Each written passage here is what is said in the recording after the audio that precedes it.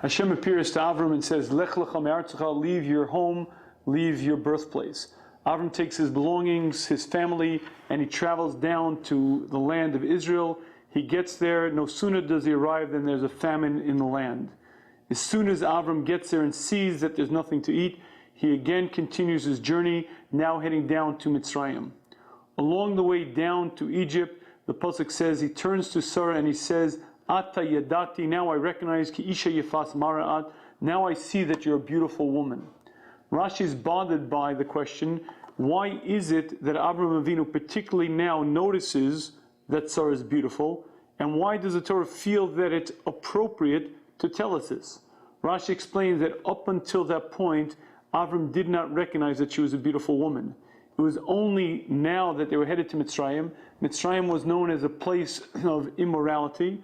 Avram was afraid that if she's a beautiful woman, there may be issues. He had to look. Therefore, he looked at her to see whether she was beautiful or not. This Rashi is rather perplexing if we think about it. Understanding that Sarah Imeinu was one of the 4 most beautiful women in the world brings us to a very interesting question. One of the primary reasons that Hashem created beauty in the woman is so that she should find favor in her husband's eyes. In terms of the bond of marriage, beauty is a very significant point. If the woman is attractive to her husband, if she seems beautiful to him, that will cause a greater attachment, greater bond, a greater sense of love. The question then is, why is it that Avram didn't bother to look at his wife up until this point, many, many years deep into their relationship? And I believe the answer is because the Avos were on a different level than the average human being. Avram and Sarah had such a powerful connection.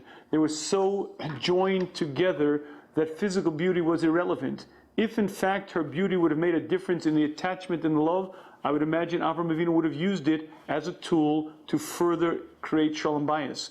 But because he was on the level of the Avos, because he was on such a supreme high level, physical beauty was irrelevant. Their bond, their connection, their attachment was so strong that it didn't matter whether she was beautiful or not. He saw the essence of the person. He saw Sarah Imeinu as a unique human being, and that's what he loved, that's what he attached to. The physical beauty was irrelevant.